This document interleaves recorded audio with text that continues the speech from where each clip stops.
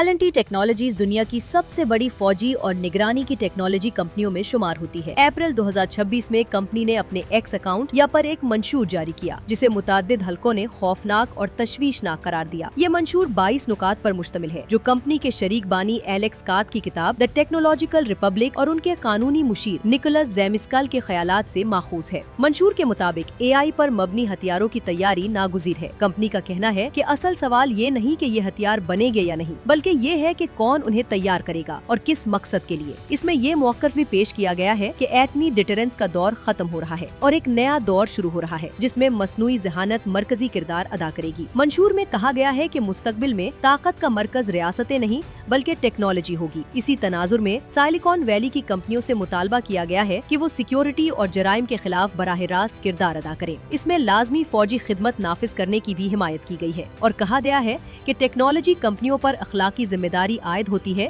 कि वो अमरीका और उसके मफादात के दिफा में शरीक हों। मंशूर के मुताबिक फ्री सोसाइटी सिर्फ ताकत के जरिए ही कामयाब हो सकती है। सकाफती हवाले से इस मंशूर में एक कैटेगराइजेशन का तस्वुर पेश किया गया है, जिसमें मगरबी तहजीब को बरतर करार दिया गया है, जबकि दीगर सकाफतों को छोटा दिखाया गया है। मजीद मुतनाज़े पहलुओं में नाजी जर्मनी और जापानी सल्तनत के हवाले से नर्म मौक़िफ़ शामिल है, जहां वर्ल्ड वॉर के बाद जर्मनी को कमजोर करने को मुबालगा करार दिया गया और जापान की अमन पसंदी को एशिया में ताकत के तवाजुन के लिए खतरा बताया गया। मंशूर पर भी तनकीद करता है और उसे बेमानी करार देता है, जिसके बाइस नाक़दीन इसे फार राइट की इंतहा पसंद सोच के करीब समझते हैं। इस मामले की संगीनी इसलिए बढ़ जाती है कि प्लेनेटियर पहले ही अमरीकी वजारत दिफा, इंटेलिजेंस एजेंसियों, इमिग्रेशन इदारे ICE और पुलिस के साथ अरबों डॉलर के मुआहिदे कर चुकी है। कंपनी के शरीक बानी पीटर थियल भी ट्रम्प के नुमाया हामियों में शुमार होते हैं। रिपोर्ट्स के मुताबिक कंपनी ने इसराइल के साथ भी काम किया है, जहां उसके सॉफ्टवेयर को नस्ल कुशी में इस्तेमाल किया गया है। तज्जियाकारों के मुताबिक ये मंशूर